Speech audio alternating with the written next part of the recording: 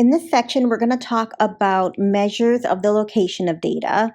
So when we talk about measures of the location of data, these measures tell us a position of a single data value in relation to the other values in that data set. And that data set can be either a sample or a population data set. So when you're given a value that tells you the location in the data set, when the data set is sorted from smallest to largest, that is a measure of the location of the data. Now, there's different terms for that for different positions, and all of these fall under the umbrella of percentiles. So percentiles is just the value in a data set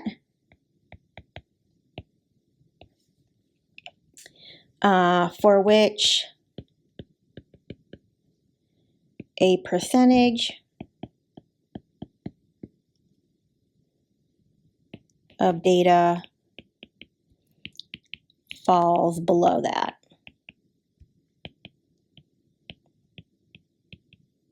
Or you can say less than that value.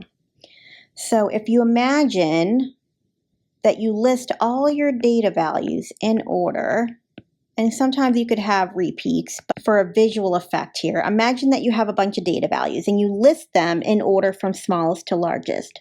So these dots represent my data values listed smallest to largest. And I said I want to find the 10th percentile. The 10th percentile would be whatever that data value is that separates the data value so that 10% lies below, that's the key idea here, and 90% is above. So this is an example of the 10th percentile. So that's in general what a percentile is. Now we have specific percentiles. We have the median. The median is the 50th percentile. So this is the value in the data set that splits the data so that 50% falls below and 50% falls above. If you imagine this line and you're listing out all your data values, if I were to split the data set in half, that would be the median, where 50% of those data values lie below and 50 above. Now also keep in mind, because this can kind of throw you for a loop here, the median doesn't necessarily have to lie in the middle of the data set in terms of distance on the number line. So in other words, I could have a whole bunch of data values that are really small numbers that are all clustered here when I list them in order, and then I could have a couple of large ones here. But when I find the median is somewhere over here. It's not halfway distance-wise or geometrically. If we look at this, it's not going to split it up so that it's symmetric on each side. We could still have 50% of the data over here and 50% of the data on the right, because we're not looking at the distance of the data, we're looking at the number of data values. So you could have 10 data values here. I didn't count these dots, I'm just saying for example.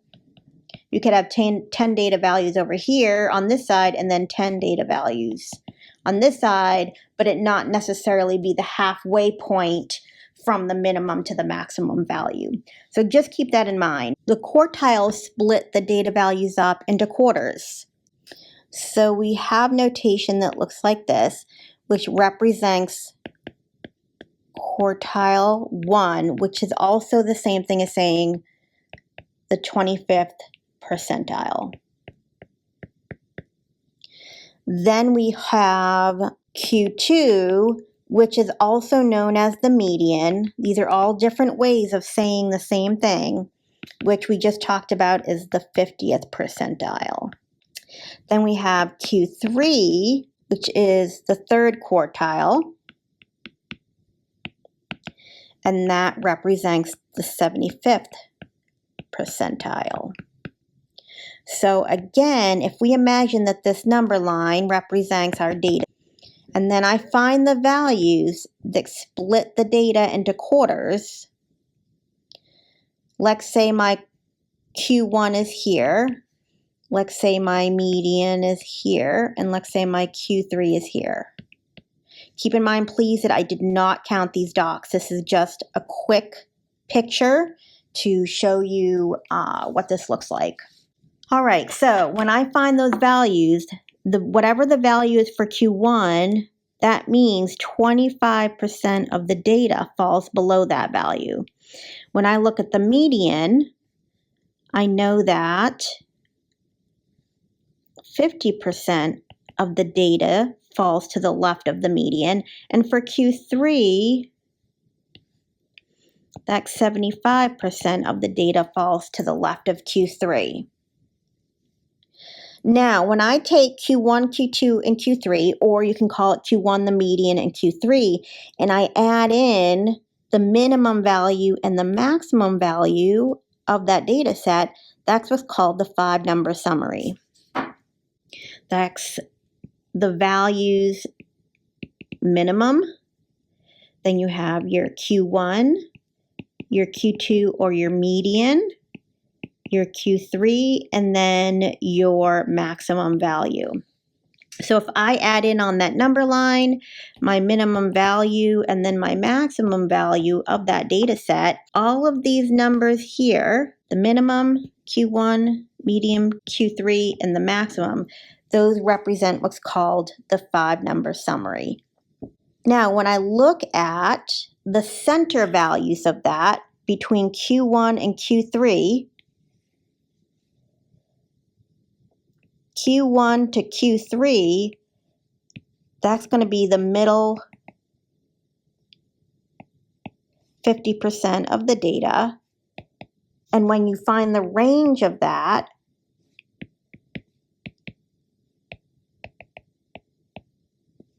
that's what's known as the interquartile range. So I for inner, Q for quartile, and R for range. And so that's just the difference between your Q3 and your Q1. Okay, let's walk through the first example.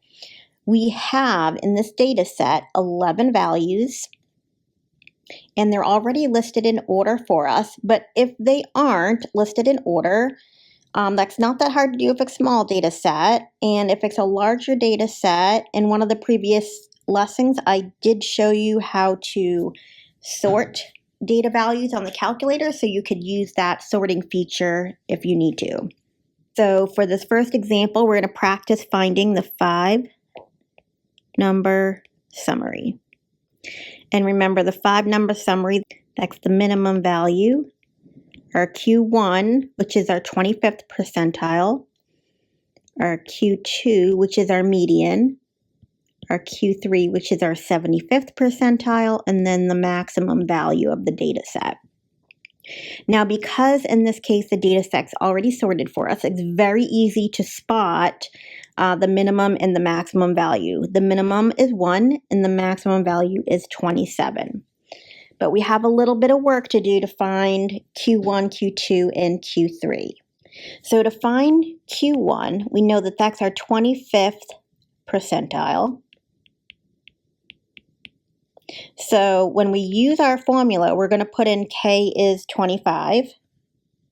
And since we have 11 data values in this data set, N is going to be 11.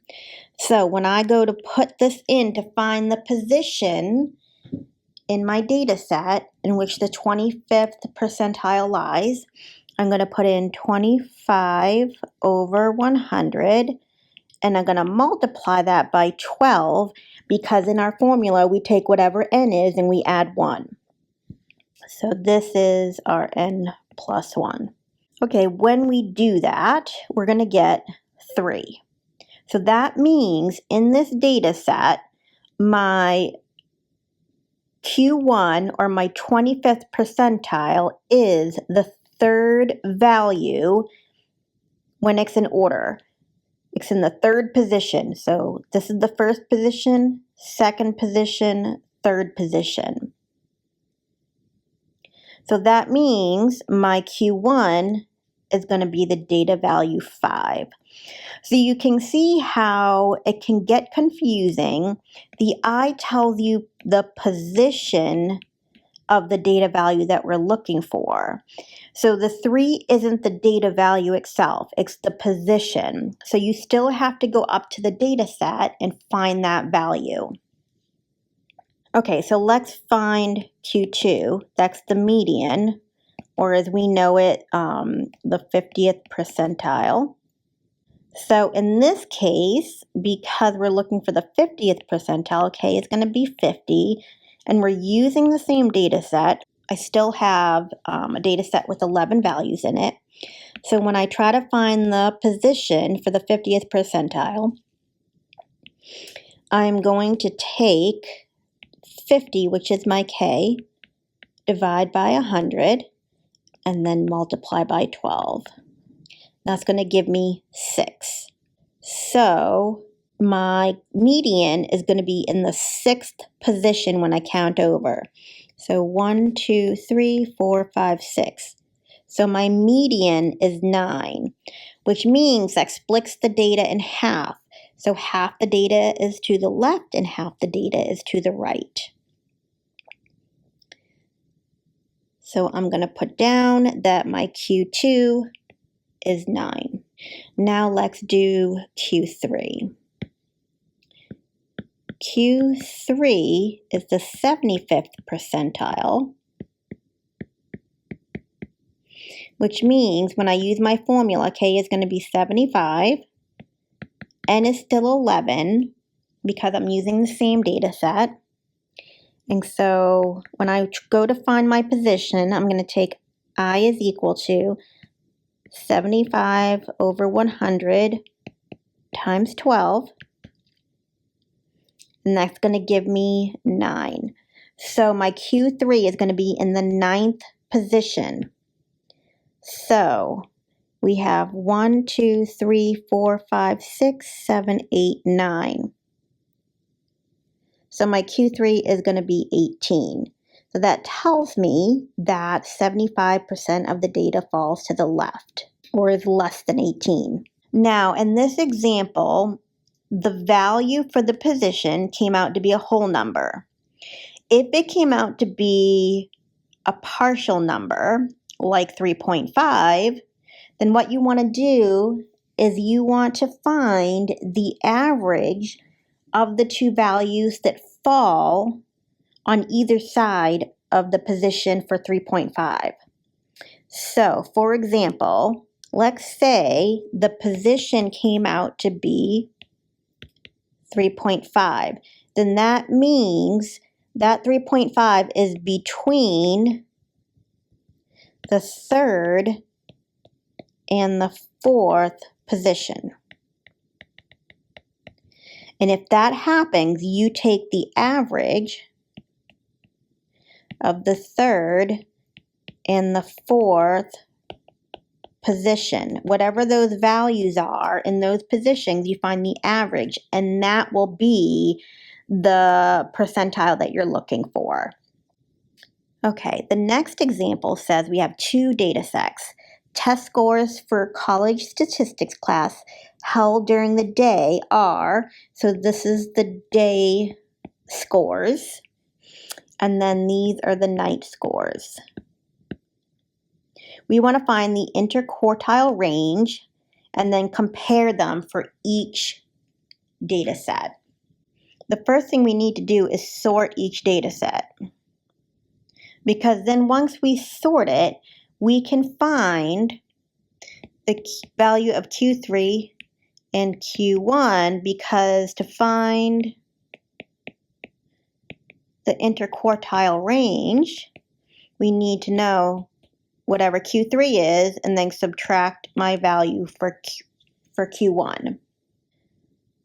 So go ahead and pause the video for a minute, and in list 1 of your calculator, sort this data, and then in list 2, sort the data for the night class, and then we'll find our Q3 and Q1. So at this point, you should have your data values put into your list 1 and your list 2. If you forget how to do that, you go hit the stat button here. You choose edit, and then you can put the first set of data, which is the test scores for the day statistics class. And then L2, you enter in your data values for your night statistics class. And I've already done that. Now to sort it, to make sure it goes from smallest to largest, we're going to go back to stat. I'm going to tell it to sort A. Sort ascending means it's going to go from smallest to largest. And I'm going to do that for both of my lists. So now I'm going to do the same thing for my list 2. If you forget where your list buttons are located, that would be above your 1 and your 2 button. So you have to hit the second button first. After you tell it to sort, the calculator will say that it's done. And so now when we go back to our calculator, we will see that everything is listed in order. So my L1 is all sorted and my L2 is all sorted. So now that we have sorted the data, let's use our formula to find Q1 and Q3 for each data set. So for the first data set, if we look for Q1, that would be the 25th percentile, which means in my formula, I'm going to put 25 over 100 times, and this is going to be times 21 because in the first data set I have 20 data values. So let me make a note of that over here to the side. N is 20 in the first data set, and K in this case will be 25 because we're looking for the 25th percentile. Okay, so we're going to put that in on our calculators, and we're going to find that this is going to give us 5.25. So this is the case where it doesn't fall to a specific position. It's going to fall between 2 positions. So I want to find the average of the 5th and the 6th position. And this will give me the Q1. And I know it's going to be the average of the 5th and 6th because 5.25 falls between 5 and 6. So when I go and I look at my list 1 and I go down and look at my 5th position, my 5th number in the list is 56. My 6th number in my sorted list is going to be also 56. So when I average these two together, I'm going to get that Q1 is 56. Now let's look for Q3. And we're still doing this for list 1. That's the 75th percentile. So in this case, N is going to be 20 because I'm still doing this with list 1, and K is going to be 75. So I'm going to take 75 over 100, times it by 21. That's going to give me 15.75. So for Q3, I have to average the 15th and the 16th position together, because 15.75 falls between 15 and 16.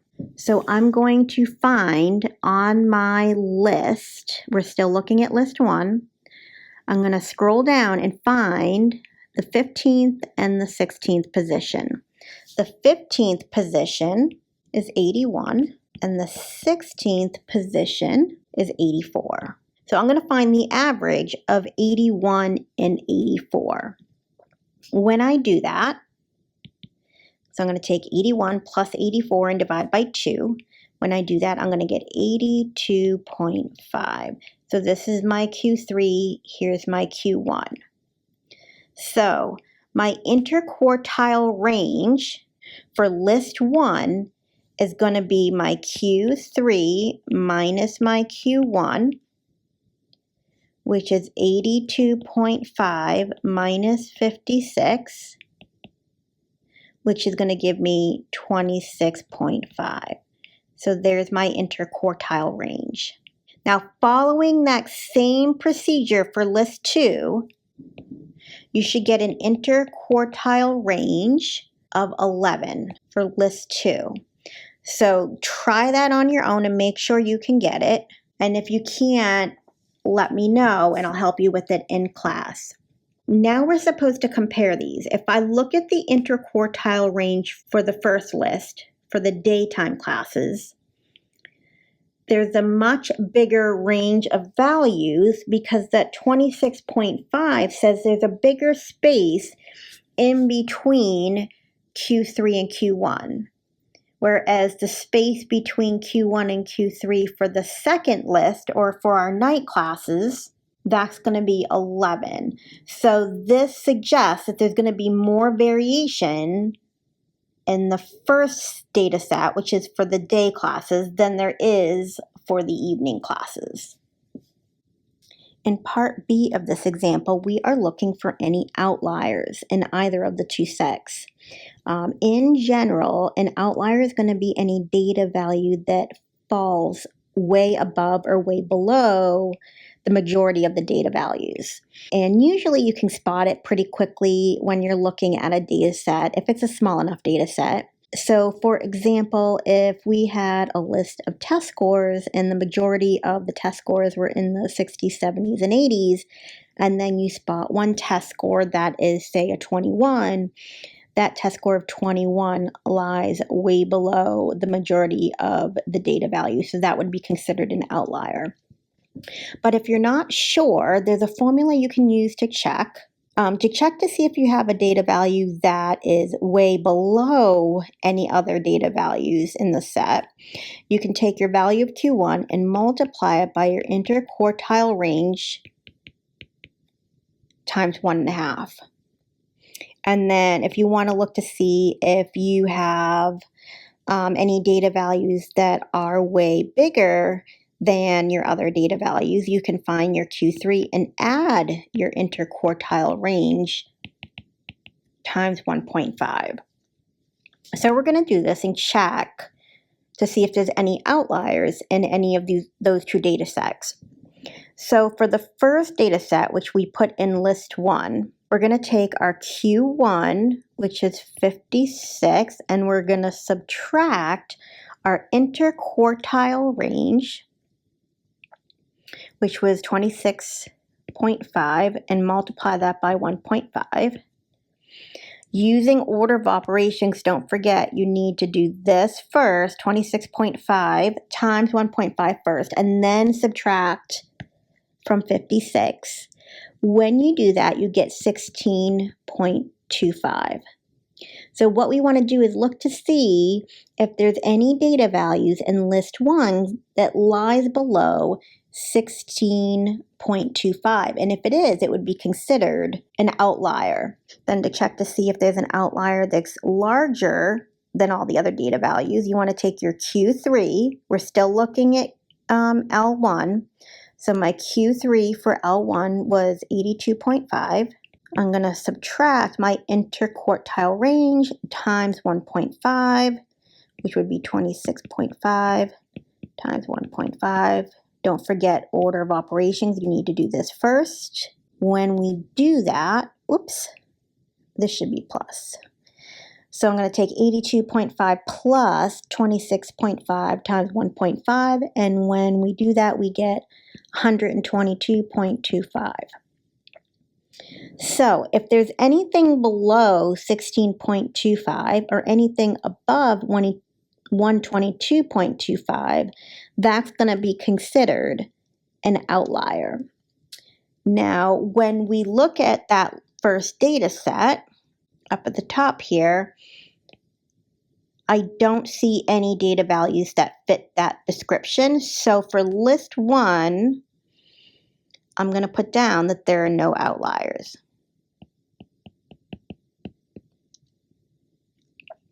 Now for list 2, we're going to take and find Q1 that we got for list 2. And when you did that on your own and checked it with my answers, you should have gotten that your Q1 was 78. And when we subtract that from our interquartile range times 1.5, you should get 61.5. Now for L2, for your Q3, you should have gotten 89. And when you add that to 11 times 1.5, you should get 105.5. So we're looking to see if there's anything that lies below 61.5 or above 105.5. And that will tell us if there's an outlier. It looks like in this case, we're going to have 2 outliers. We have 45 and we have 25.5. Those are the 2 that are on the low end. So those are much lower than all the other scores. Now on the higher end, because we found using that rule that anything over 105.5 would be considered an outlier on the higher end, I don't see any values that are above 105.5 here. So no outliers that are on the high end for list 2. So I am going to put down, there's outliers, 45 and 25.5 for that second list, but they're both lower values. All right, in this next example, we're given a frequency chart, and it says that there are 50 statistics students that were asked how much sleep they got per school night, and it was rounded to the nearest hour, and the frequency chart shows the results. So when I look at this, it says the frequency means that there were 2 times that this happened. So there were 2 students that said they got 4 hours of sleep. There were 5 students that said they got 5 hours of sleep, etc. So if I wanted to list this out, I would put 4, 4. There's my 2 students that said they got 4 hours of sleep. Then there were 5 students that said they got 5 hours of sleep. So then I would list out 5. And then there were 7 students that said they got 6 hours of sleep, and I would continue that. I'm not going to write it all out, but you guys get the idea. So when we're looking for the 28th percentile, we want to find that value in the data set, and these are our data values. We want to find the value in the data set so that 28% of the data lies below that value. So we're going to use our formula to find our position. So we have I, and then 28 over 100. K in this case is 28 because that's my percentile. And N is going to be 50 because we have 50 data values. So when I put it in the formula, this is going to be 51 because remember this value in the parentheses is N plus 1. So when I multiply that out, I'm going to get 14.28, which means I want to find the average of the 14th and the 15th position. I'm going to add in another column here, the cumulative frequency. Okay, so up to this point we have 2. Then when I add in the 5, that gives me a total of 7 values. Then when I add in 7, that gives me 14. So this right here, when I go to list out my 6s, that means my 6 is going to be in the 14th position because I have 2 4s, then I have 5 5s, and then I list out 7 6s. So 6 is going to be my 14th position.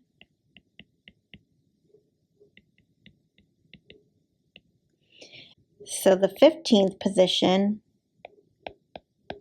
is going to be 7. Now when I take the average of those, that will give me a 28th percentile of 6.5. Because I would take 6 plus 7 and then divide by 2, that gives me 6.5. This method is only going to work if your frequency chart has single values in each of your bins. If this was a range of values, say between 4 and 8 or between 5 and 10 or something like that, you wouldn't know unless the individual data values were given to you what those values were that lie on that interval. Because it's individual values, we know what they are. So keep that in mind, that you can only use this trick if those are single values in your bins. Okay, now we're going to find the median. Okay, so the median is going to be the 50th percentile, which means I'm going to take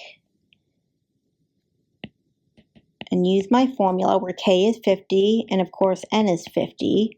So I have 50 over 100 times 51. That's going to give me 25.5, which means I need to find the average of the 25th and the 26th position. So when I come up here and I find the 25th and the 26th position, I'm going to go ahead and keep going through to find the rest of my cumulative frequencies. So we stopped at 14. If I add 12, that's going to give me 26. So what that tells me is the 25th and the 26th position is definitely both going to be a 7. So then the median is going to be 7. Because the 15th through the 26th position lies on that interval. Okay, the third quartile, that's going to be the 75th percentile, and it's 50 again. So when I use my formula to find the position, I'm going to take 75 over 100 and times it by 51. That's going to give me 38.25. So I need to find the average of the 38th and 39th position. So if I come up here and look back here and I finish counting my cumulative frequencies, if I add 26 and 14, that gives me 40. So I know that my 38th and 39th value lies on this interval, and they're both going to be 8s. So that means if I take the average of 8 and 8, I'm going to get 8. So in the next couple of examples, we're going to work backwards. What we're going to do is we're going to find the percentile if we're given the data value. In the previous examples, we were told the percentage and we wanted to find that data value. Now we're doing it in reverse. We want to find the percentage given the data value. So here's the formula that we want to use for that. And then you always round to the nearest integer. So now the x's and the y's in this problem are defined down here. So the x represents the number of data values counting from the minimum value up to, but not including the data value that you're trying to find that percentile for. Okay, and then the y value represents if you have any repeats. So if you have, let's say the value you're looking for is 7 and you have 3 7s in that data list, then y is going to be 3. It tells you the number of repeats for that data value that you're looking for. Now, if there are no repeats, then you just put down that y is 1. And then, of course, n is the total number of data values. So in the example, it has that there are 29 data values here. And this is for ages of Academy Award winning best actors. And it says that they already ordered the data for us, which is nice. We want to find the percentile for the data value of 58. Now, if these weren't sorted, we would have to sort first. So I'm looking for 58 here. Because 58 is only listed once here, y is going to be 1. Now, what x represents is the number of data values less than 58. So we need to count that. So that's 1, 2, 3, 4, 5, 6, 7, 8, 9, 10, 11, 12, 13, 14, 15, 16, 17, 18. So that means x is going to be 18. So now when I plug this into our formula, remember our formula is up here, we have x plus 0.5y over n, then we multiply it by 100 and round to the nearest percentage. Okay, so in this case we have 18 plus 0.5 times 1, which is 0.5, over, we're told that there are 29 data values, so n is 29. So when I put that in on the calculator, we should get 63.80. Now remember, we always round to the nearest integer, so in this case, that would give me the 64th percentile. If I look at the number 58 in this list, there's 64% of data values that lie beneath 58 or less than 58. Now let's do the same thing for 25. Okay, so when I look at 25 in our list, there's only 125 there. So again, we have no repeats, which is nice. Y is 1. We want to count, to figure out what x is, we want to count the number of values that are less than 25, which is 1, 2, 3. So now when I go ahead and put this into our formula, I get 3 plus, and then 0.5 times y, and y is 1, so that's 0.5 over 29. And then I have to take that answer and multiply by 100. So when I do that, I get 12.07. And we always want to round to the nearest percent or the nearest whole number. So that would be the 12th percentile, which means there's about 12% of the data values lie beneath 25 or less than 25. So in the last two examples, we are going to interpret percentiles. So the first example says, on a timed math test, the first quartile for time it took to finish the exam was 35 minutes. We're going to interpret the first quartile in the context of this situation. So this is saying that Q1, which we know is the 25th percentile, is 35 minutes. That means if I listed all the data values in increasing order from smallest to largest, we know that 25% of the students finished in less time than 35 minutes. Because remember, percentile is the values that are less than 35. The other way that we could say this, so let's write this down as option 1.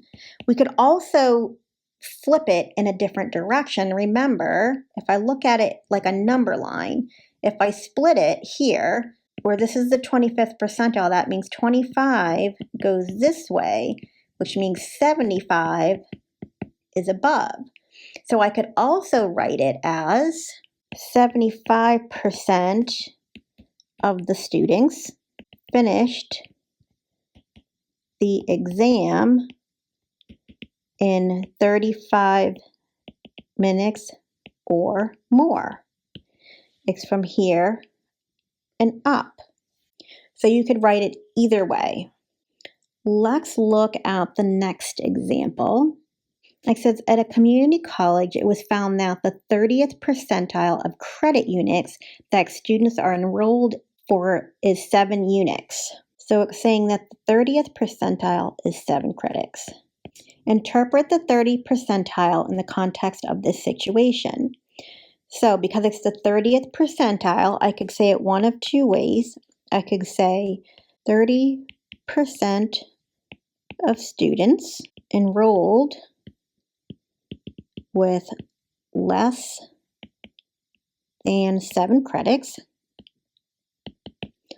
Or if I look at the complement of that, if I break it up, if this is 30%, then this has got to be 70%.